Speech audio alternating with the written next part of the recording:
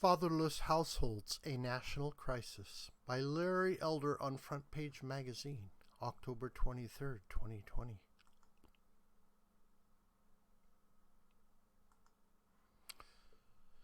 If protesters are truly concerned about Black and Hispanic Americans, why the silence on this issue?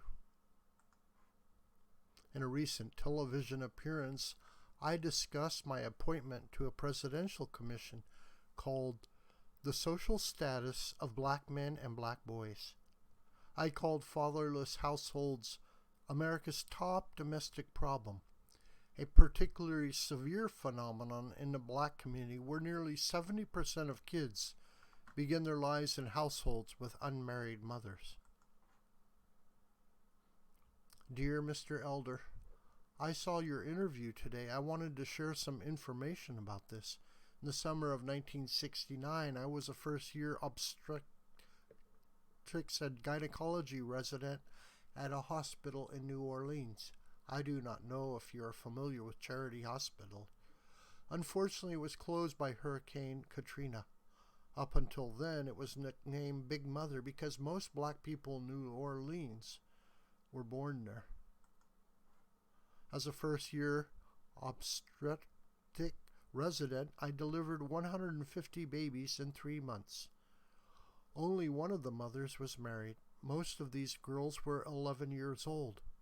Most people do not believe me when I tell them that, and, unfortunately, I do not have written statistics to prove it. Obviously, there was no way 11-year-olds could serve as parents to these babies. Grandparents tried to do the best they could, but they were often too busy working to provide for the extended family. These little girls quickly learned that having babies brought checks from the Aid to Dependent Children program in the state of Louisiana.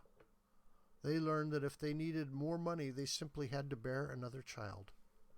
The problem with the ADC program was that these young mothers were denied the check if the child of the father lived with them.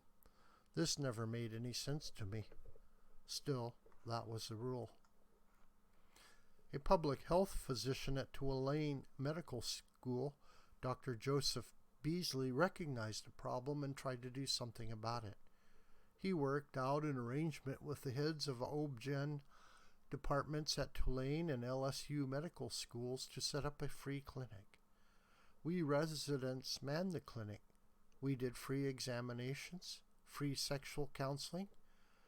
Many of these mothers did not know where these babies came from. Prescribed birth control pills, inserted IUDs, etc. The program proved to be a huge success. Unfortunately, a group of Black ministers shut us down after 6 weeks, claiming we were committing genocide. I do not know if you will find this information useful, but I thought it addressed an aspect of what you were talking about. If you would like to discuss these matters in greater detail, please feel free to contact me. This problem is not confined to the Black community. In 2006, the Manhattan Institute published a piece in their quarterly magazine, City Journal, by Heather McDonald called Hispanic Family Values. Runaway illegitimacy is creating a new U.S. underclass. She wrote, Hispanic women have the highest unmarried birth rate in the country, over 3 times that of whites and Asians, and nearly 1.5 times that of Black women, according to the Center for Disease Control.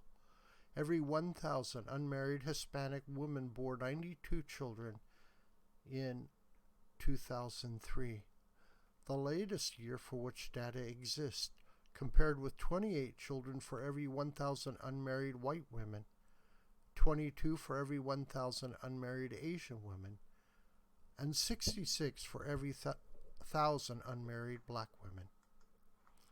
45% of all Hispanic births occur outside of a marriage, compared with 24% of white births and 15% of Asian births.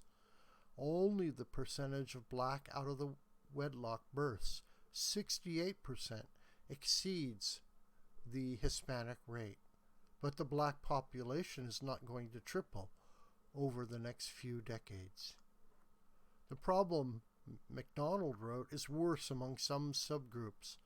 The rate of childbirth for Mexican teenagers, who come from by far the largest and fastest growing immigrant population, greatly outstrips every other group.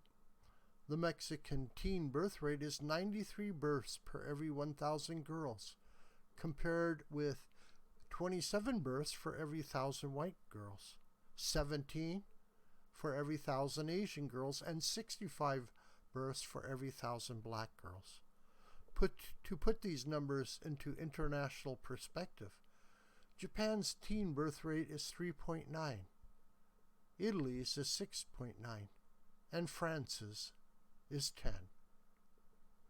Even though the outside U.S. teen birth rate is dropping, it continues to inflict unnecessary costs on the country, to which Hispanics contribute disproportionately. In 1965, the percentage of blacks born out of wedlock was 25%, a number considered so alarming that it prompted then Assistant Secretary of Labor Daniel Patrick Moynihan to write his controversial report, quote, "The Negro Family, the Case for National Action." Today, the percentage of white children born out of wedlock is 28%.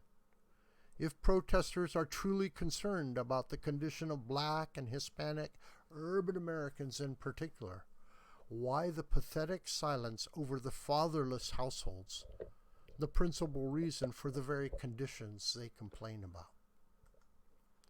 This video is a production of the School of the White Crane. Hi, my name is John Brooker. Please subscribe to this YouTube channel, and please share this video with family and friends and on social media. May God richly bless you, my beloved.